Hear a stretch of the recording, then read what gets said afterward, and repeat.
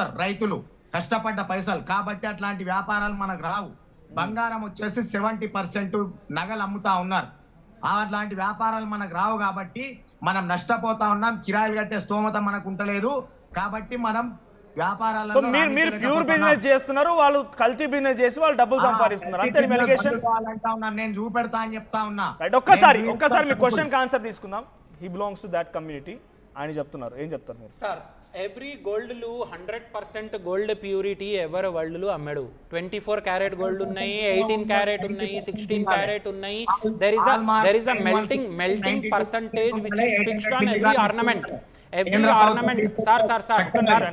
Sir నీ మాట, there is every millimeter కి ఎంత మిల్లీగ్రామ్ కాపర్ మిక్స్ చేయాలి, ఐరన్ మిక్స్ చేయాలి, దెన్ ఓన్లీ జ్యువెలరీ అవుతాయి. అది ఇంటర్నేషనల్ స్టాండర్డ్స్ నుంచి ఫిక్స్ అయినాయి.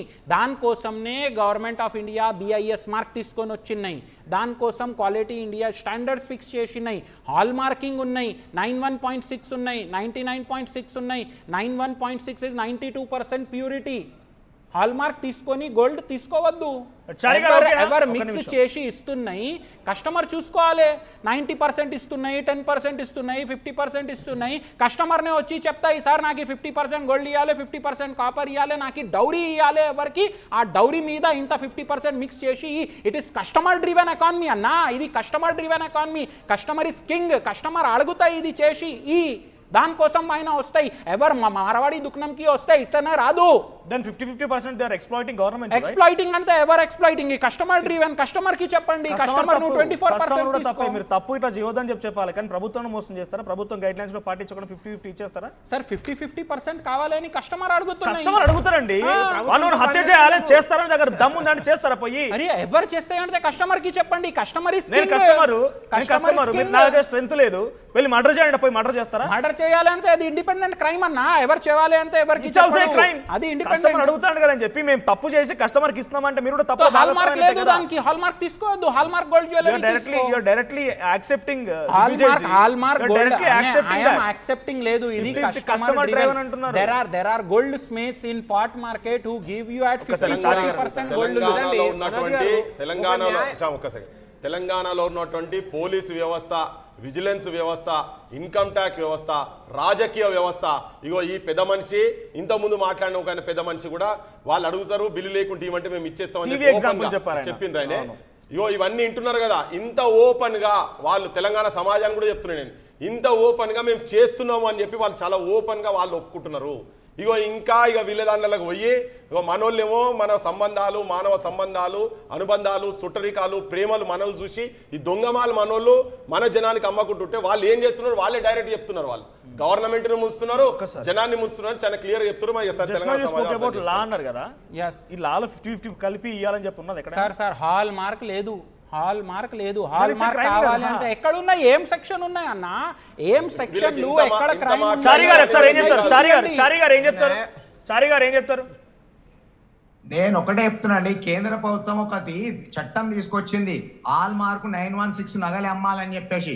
హాల్ మార్క్ 916 బంగారు నగలు అమ్మాలని చెప్పిన తర్వాత 70% వాళ్ళ షోకేజ్లలో, అద్దాల ఆరిమ్యాలలో పెట్టి అమ్ముకుంటూ కస్టమర్కి ఏం తెలుస్తుందండి? కస్టమర్ కూలి లేకుండా వస్తుందంటే అవును కావచ్చు. Customer driven. కస్టమర్ అడుగుతున్నారంట. వాళ్ళకి తెలుస్తుందా? కస్టమర్ అడుగుతున్నారంట. చారి గారు ఎప్పుడైతే చెక్ చేపిస్తామో దాంట్లో ఎరిడియం పౌడర్ ఎంత మిక్స్ ఉంది, ఓసిమియం పౌడర్ ఎంత మిక్స్ ఉంది, కాపర్ ఎంత మిక్స్ ఉంది, అది రిపోర్ట్ వస్తుంది. ఎప్పుడు అది? కస్టమర్ అమ్మడానికి వచ్చినప్పుడు. వీళ్ళు ఒక మాఫియా ఏం తెచ్చిర్రు, కస్టమర్స్ అమ్మినప్పుడు లాస్ అవుతారు కాబట్టి వీళ్ళని నిలదీస్తారు కాబట్టి గిరిగాడ్ షాపులు తీసుకొచ్చి రైన్ పెట్టండి మా దగ్గర, మేము రైన్ పెట్టుకుంటామని చెప్పేసి 3 నెలలకోసారి ఇంట్రెస్ట్ కట్టమంటారు. ఇంట్రెస్ట్ కట్టకపోతే వేలం వేస్తారు. మొన్న 6 నెలల క్రితం జియాగూడకి వెళ్ళి ఒక 10 కిలోల బంగారం, రైన్ పెట్టిన బంగారం ఎత్తుకొని పారిపోయిండు. ఇవి అన్నిటికీ బాధ్యులు ఎవరు? మరి వీళ్ళు బాధ్యత తీసుకోవాలి కదా. మేమంతా సత్యపూసలం అని చెప్పినప్పుడు చారి గారు దిగ్విజయ్ గారు ఏమంటారంటే కస్టమర్ డ్రివెన్, కస్టమరే అడుగుతున్నారంట. చారి గారు ఒక్క నిమిషం, కస్టమరే అడుగుతున్నారంట. కస్టమరే 50% గోల్డ్, 50% కాపర్ ఇవ్వండి, నేను కట్నం ఇవ్వాలనుకుంటున్నాను, దౌరి కింద ఇవ్వాలనుకుంటున్నాను, నాకు కల్తీ అయినా పర్లేదు ఇవ్వండి అని అంటే అప్పుడు కస్టమర్ కు ఇస్తున్నారట. ఏ కస్టమర్ కూడా చెప్పరు కల్తీ నగలు ఇవ్వండి మాకు, కల్తీ నగలు మేము కొంటామని ఏ కస్టమర్ కూడా చెప్పరు. నా దగ్గర 100 కస్టమర్స్ లిస్ట్ ఉన్నాయి. ఎప్పుడు కావాలో చెప్పండి, ఇస్తాం. ఎంత కమ్యూనిటీ ఎవరికి అడుగుదాం లేదు. ఫస్ట్ 100 కస్టమర్స్ ఉన్నాయి ఊరు చెప్తాయి సార్ నాకు ఇంత డౌరీ ఇవ్వాలి, ఇంత కట్నం పెట్టాలి, ఇంత పెండ్లి చేయాలి పిల్లది, నాకు ఇంత కావాలి, దే ఆర్ ఆస్కింగ్ ఇంత పెద్ద డౌరీ. అంటే తెలంగాణ సమాజం మీద, తెలంగాణ వైవాహిక జీవితాల మీద, తెలంగాణ కుటుంబాల మీద ఇదొక దాడి. మళ్ళా అంటే తెలంగాణలో ఎవరు పెట్టినా అదొక పవిత్రంగా చూస్తారు. మన దగ్గర పెండిళ్ళు అంటే పవిత్రంగా చూస్తారు. అట్లా నాకు తెలిసి అది మోస్ట్ ఇన్హ్యూమన్. అది అట్లా మాట్లాడేది. ఇప్పుడు ఈయన 100 మంది 100 లిస్టులు ఉన్నాయని చెప్తున్నాడు చూసినావా? ఇవన్నీ అబద్ధాల ముచ్చట్లు, ఇవన్నీ మాట్లాడేటి అన్ని అబద్ధాల ముచ్చట్లు. అంటే తెలంగాణ సమాజాన్ని వీళ్ళు ఎట్లా చిత్రీకరిస్తున్నారు, ఈ రకంగా తెలంగాణ సమాజం అంతా చూస్తున్నారు మనోజ్. ఇదంతా తరోగా వీళ్ళు ఎక్స్పోజ్ అవుతున్నారు. వీళ్ళు చేసేది, వీళ్ళు వచ్చి మాట్లాడిన ప్రతి దాంట్లో అంటే వీళ్ళు ఏంటంటే సహజంగా వాళ్ళ ధోరణి అయిపోయింది. వాళ్ళు ఏం మోసాలు చేస్తున్నారు, ఏం దగాలు చేస్తున్నారు, వాళ్ళ నోటికెళ్ళే చెప్తున్నారు. వాళ్ళు అవమానం చేసుకుంటా ఎవ్వరన్నా మన ఇంట్లో ఆడబిడ్డలు కావచ్చు, కని పెంచి 10-20 ఏండ్లు పెంచినటువంటి వాళ్ళు బిడ్డకు కట్నం కింద పోయి తీసుకుపోయే బంగారాన్ని ఎవడన్నా నువ్వు ఇనుము కలిపిరా అని, ఇత్తడి కలిపిరా, వెండి కలిపిరా అని అనే కుసంస్కారి తెలంగాణ ఉంటాడైతే నేను అనుకుంటలేను. ఇది ఒక దుష్ప్రచారం చేస్తున్నారు వీళ్ళు.